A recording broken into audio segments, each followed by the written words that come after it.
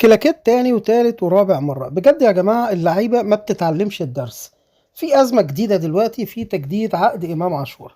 كلنا ما نختلفش إن إمام عاشور لعيب كبير وحريف، وبصراحة لاعب مجتهد ومخلص جدا في الملعب، بس في حتة كده تحس اللي هي إيه، اللي هو ما بيحسسكش بالاستقرار في النادي. ليه؟ لأن دايما في كده توترات، كل فترة في مشاكل، في حاجات رغي كتير، ودي من الحاجات اللي هي موترة برضو النادي الأهلي. دلوقتي في أزمة في تجديد العقد بتاع إمام عاشور. ليه؟ لأن إمام عاشور عامل توكيل لوكيل أعماله آدم وطني، وآدم وطني دوت بدأ يتجاوز في حق إدارة النادي الأهلي كتير الفترة اللي فاتت، لانه طبعا شايف ان مفيش الا امام عاشور على الحجر دلوقتي، خصوصا ان الاهلي بيعمل عمليه احلال وتجديد شويه، وفي تظبيطات في النادي، في حاجات كتيره، واللعيبه لسه بتدور على هويتها في الملعب.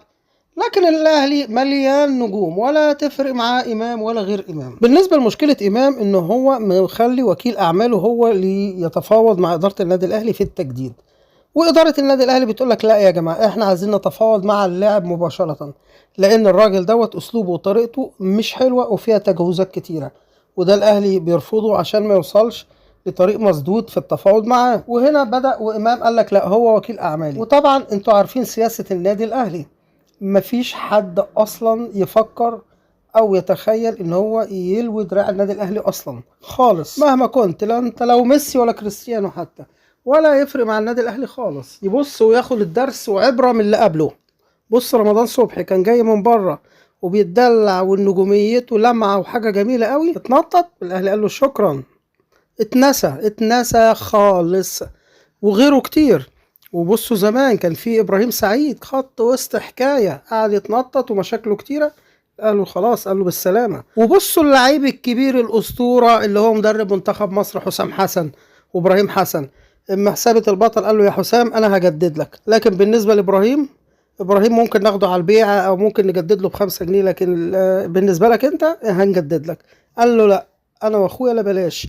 وطبعا ثابت البطل قال له الكلمه الشهيره اللي عاشت سنين، قال له خلاص شوف مصلحتك. ومن بعدها على طول حسام حسن راح الزمالك وهكذا. لكن حسام حسن الارقام اللي عملها كانت في الاهلي، وعبد الله السعيد وغيره وغيره. عبد الله السعيد مهما عمل مش هيعمل زي ما كان في الاهلي. اصبح انت يا امام عاشور هتعمل نفس المشاكل وهتدلع، هتبص هتلاقي الاهلي قال لك خلاص بالسلامه، ولا يفرق معاه خالص. خصوصا كمان اللي انت مش فاهمه، ان الاهلي مليان نجوم، مليان نجوم. والاهلي يا جماعه على مدار تاريخه دايما كل 10 سنين كده تلاقيه بيعمل عمليه احلال وتجديد، وتلاقي فيه هزه شويه في اول النتائج، وبعد كده بتلاقي الفريق بيستمر نجوميته وبطولاته ممكن ل7 8 سنين تاني، ويبدأ برضه سنة أو سنتين يتكعبل فيهم الأهلي شوية، وبعد كده يبدأ يقف على رجليه تاني، وهكذا.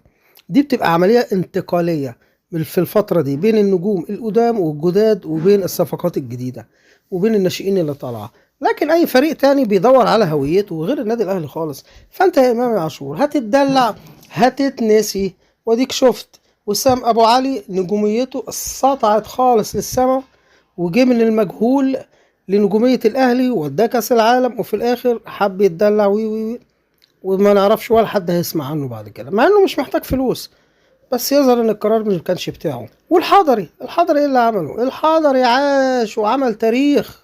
الحضري اللي من كفر البطيخ، اللي هو كان بيقول لك انا بفرح لما اشوف اتوبيس النادي الاهلي معدي، النهارده الحضري يقول لك انا الاسطوره، وانا مش عارف ايه حكايه الاسطوره دي في البلد كلها. كل واحد يطلع يقول لك انا نمبر 1 وانا الاسطوره، وانا مش فاهم انا بالظبط في ايه بالظبط. فعندك الحضري بيسموه دلوقتي الهارب، بقى بيعيط عشان يرجع النادي الاهلي، وخلاص الاهلي قال له لا شكرا. الاهلي يا جماعه لا يعني لا، خلاص يعني خلاص، مفيش حاجه اسمها معلش عشان خلاص، ما ينفعش الكلام ده مع الاهلي. فامام عاشور خلاص، يعني انت يا امام عاشور لو هتتدلع الاهلي هتلاقيه بيخلي واحد تاني يسخن على طول، ولا تفرق معاه اي حاجه. الاهلي مليان نجوم، ولا تفرق معاه اي حاجه. وبعدين كابتن الخطيب ما سابش حاجه زي كده برضه تعدي، بمعنى ان هو ادى كل واحد حقه. اما لقاك اللي انت مخلص للنادي برغم ان العقد بتاعك لسه باقي عليه تقريبا سنتين ولا حاجه، بس قال لك هاتوا العقد بتاعه يا جماعه وخلوه من الفئه المميزه رقم 1، وعدلوا العقد بتاعه. اصبح انت يا امام عاشور اي موقف سلبي يبقى انت كده خلاص العيب منك، وهتبص هتلاقي الدنيا باظت تماما معاك، خصوصا ان انت هتكون خسرت جماهير الاهلي، وكمان خسرت جمهور الزمالك زي ما انت عارف، ومش هيبقى ليك الا ايه، تسافر نادي عربي بتاع وخلاص، واي حاجة في اي حاجة زي كده وخلص الموضوع وتتنسي. لكن الاهلي الشهرة والمجد والفلوس وكل حاجة. المشكلة ان اللعيبة كتير ما بتفهمش الكلام ده. يعني واحد زي الحضري دوت اصلا ما كانش محتاج حاجة عشان يهرب اصلا من الاهلي. طب انت رايح ليه؟ الا بقى كان رايح يتفسح ولا حاجة. يا سيدي روح اتفسح بعد كده بفلوسك وانت في النادي. في النهاية نتمنى ان امام عاشور ياخد باله، لان ممكن يضيع نجوميته